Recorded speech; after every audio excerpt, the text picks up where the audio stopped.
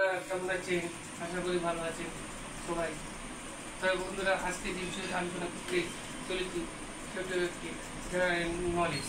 তো চলুন বন্ধুরা দেখে নেওয়া যাক আমাদের জেনারেল নলেজ কী কী হবে।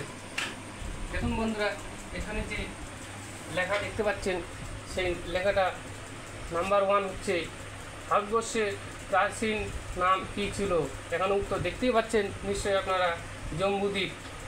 দ্বিতীয় নম্বর হচ্ছে আর্যরা কোন জাতির বংশধর। উত্তর হচ্ছে নার্ডিক জাতি।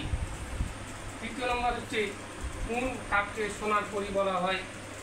বিশ্বকাপকে। কোন দেশে বিড়ালের লেজ নেই। মালদ্বীপ। রবীন্দ্রনাথ ঠাকুর জন্মগ্রহণ করেন কবে।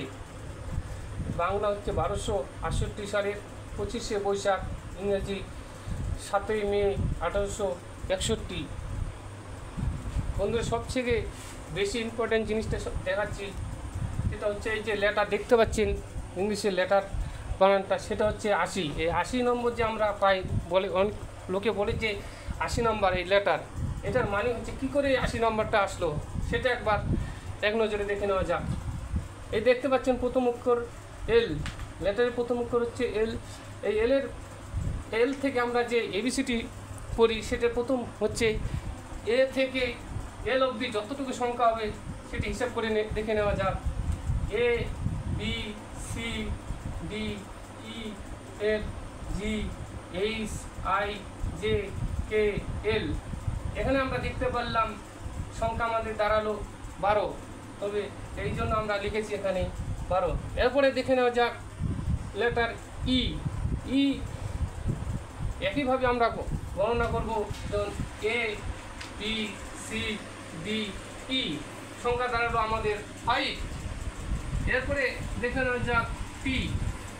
টি হচ্ছে A B C D E F G H I J K L M N O P Q R S T. আমাদের সংখ্যা দাঁড়ালো কটা?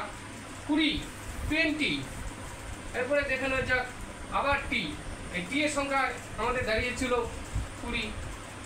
এরপরে যে লেটারটি আছে সেটা হচ্ছে ই। এটা দেখে নেওয়া যাক গণনা করে। এ বি সি ডি ই, সংখ্যা দাঁড়ালো আমাদের 5। লাস্ট যে সংখ্যাটা অক্ষরটা আছে আমাদের সেটা হচ্ছে আর। দেখে নেওয়া যাক গণনা করে আমাদের কত সংখ্যা দাঁড়ায়। A B C D E F G H I J K L M N O P Q R, সংখ্যা দাঁড়ালো আমাদের 18।